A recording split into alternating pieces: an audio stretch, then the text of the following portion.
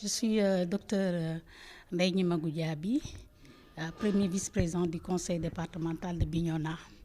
Et depuis quelques jours, on constate vraiment un remue-ménage dans le landerneau politique et vraiment tout est sens dessus, sens dessous.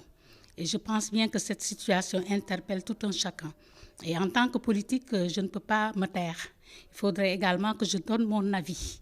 Et mon avis ici, c'est pour d'abord déplorer tout ce qu'il y a eu comme violence, encore une fois, et également déplorer les morts qui s'en sont suivis. Parce que vraiment, je pense bien qu'on aurait pu ne pas y arriver à ce stade-là. Parce que c'est un citoyen qui a été vraiment floué dans ses droits les plus élémentaires, à savoir l'honorable Ousmane Sonko. Et je pense bien qu'il faudrait aussi que les gens se ressaisissent, que le pouvoir également arrête ses poursuites et que vraiment qu'il y ait un gentleman agreement. Parce que je pense bien qu'en politique, c'est ce qu'il y a lieu de faire. C'est-à-dire qu'il faudrait assainir les mœurs et la manière dont les gens font la politique. Moi, je pense bien qu'il faudrait qu'il y ait des débats contradictoires, des débats d'idées, mais pas quand même arriver jusqu'à ce point. Et là, à Bignona, moi, je déplore ce qu'il y a eu comme casse. Et déjà, vraiment, tout mon soutien à M. le maire, Mamadou Lamine Keïta, dont la maison a été vandalisée.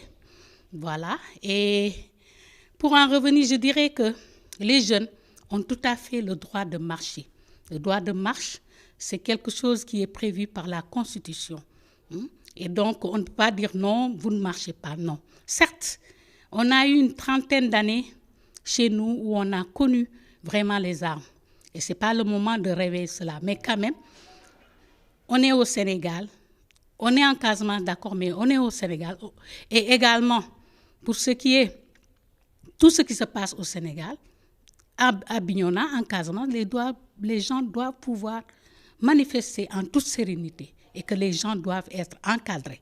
C'est pourquoi aujourd'hui, j'ai vraiment le cœur meurtri pour ce qui est de ces jeunes qui ont perdu la vie. 3 jeunes qui ont perdu la vie par des balles. Et ça, vraiment, moi, je ne saurais le cautionner. Je ne saurais le cautionner. Il faudrait qu'il y ait une enquête pour savoir où situer, pour savoir et situer les responsabilités. Et également, il faudrait que moi, en tant que premier vice-président du conseil départemental de Bignona, j'ai ma voix là-dessus. Parce que je suis une sœur, je suis une maman et je suis une élue locale. C'est pourquoi aujourd'hui, compte tenu de tout ce fait-là, et également des derniers développements, parce qu'il y a eu des jeunes dont les maisons ont été vraiment... les gens sont entrés par effraction chez eux vers 6 heures du matin. Et j'ai les photos. Ces jeunes-là ont été brutalisés parce qu'il y avait une chasse à l'homme. On ne sait pas pourquoi cette chasse à l'homme qui fait que vous allez dans les demeures des gens, vous les violez, vous violez ces demeures-là et vous prenez les jeunes, vous les battez à mort.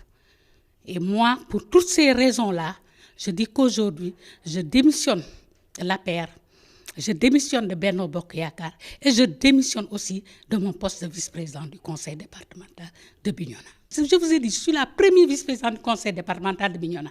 Je fais partie de la convergence des cadres républicains. Je suis la première vice-présidente du conseil départemental de Bignona. Je démissionne. Parce que ces jeunes-là, aujourd'hui, je ne peux pas aller les regarder droit dans les yeux. Vous comprenez? Voilà, j'ai un grand remords. C'est pourquoi je dis, compte tenu de tout cela, moi je démissionne de tous ces postes-là. À l'endroit de la jeunesse, ce message particulier que j'ai à leur lancer, ils ont le droit, ils ont ce droit de marche. Que personne ne vienne leur dire, vous ne marchez pas, non.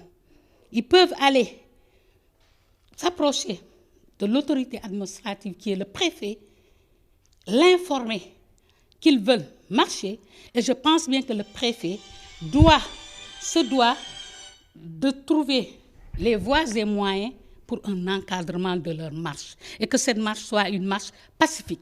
On ne dit pas de faire des violences comme j'ai eu à le déplorer. À Bignona, cette station Total a été vraiment vandalisée. C'est pas ça qu'on cherche.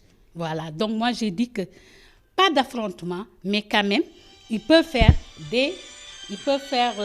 des marches qui soient pacifiques. Moi, c'est surtout ça c'est à ça que j'en appelle. Voilà.